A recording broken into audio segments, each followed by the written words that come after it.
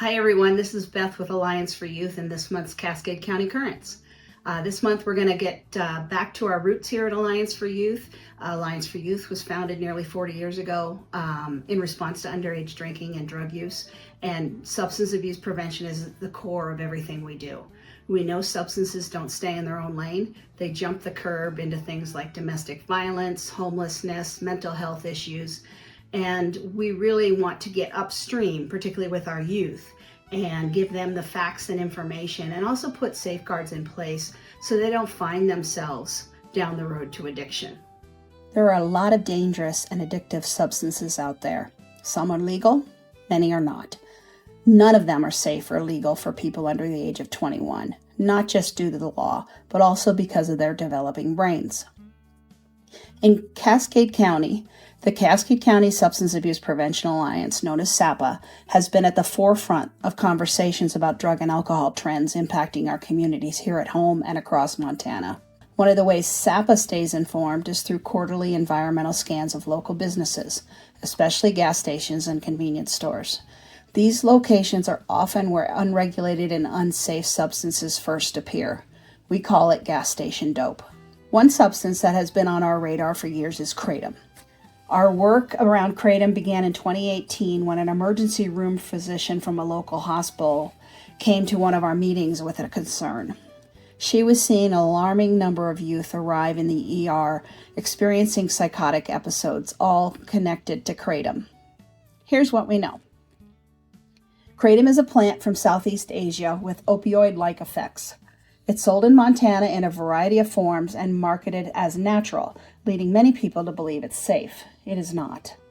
Kratom is not FDA approved. There are no quality or purity standards, no consistency and strength, no established dosing guidelines.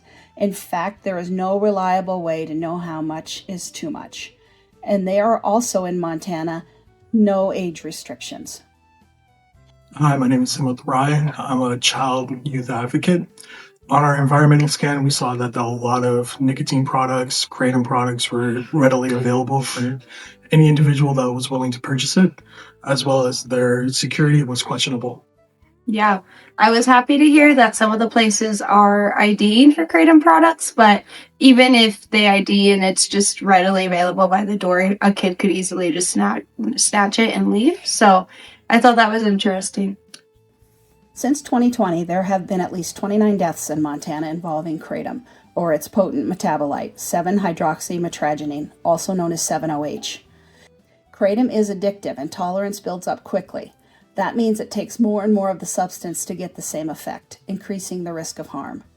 As awareness has grown, so have questions. People ask, isn't Kratom safer than opioids? Well, you got to remember, safer doesn't mean safe. Kratom acts on opioid receptors. It can cause dependence and has been linked to deaths in Montana, especially when mixed with other substances. So why not just ban 7-OH? The problem is the body. The body naturally converts Kratom into 7-OH in the liver. So banning or rescheduling one compound does not change how Kratom works in the body. People use Kratom to get off opioids. Some do, but unregulated products with opioid-like effects introduce new risks while trying to solve another problem. In other words, you're trading one addiction for another. Most deaths involve other drugs. That's true, and that's exactly the concern. Kratom adds another depressant to an already dangerous mix, but I know for sure of at least one death in Montana where it was pure Kratom toxicity that killed that individual. There were no other substances involved. Many think this is government overreach. This is about consumer safety and prevention. Products linked to deaths with no dosing standards and no purity requirements, they require a public health response. Communities are beginning to act. The Blackfeet Nation has banned Kratom on their land, and Yellowstone County in Montana has just enacted a ban on Kratom in food and beverage establishments. At the state level, there was significant discussion during the 2025 Montana legislature, but no action was taken at that time.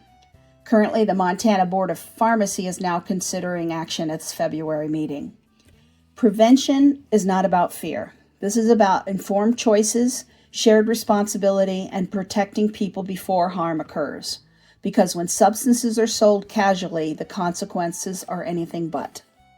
If you or anyone you know have stumbled upon these dangerous products, please reach out to our Sober Life program here at Alliance for Youth at 406-203-0935.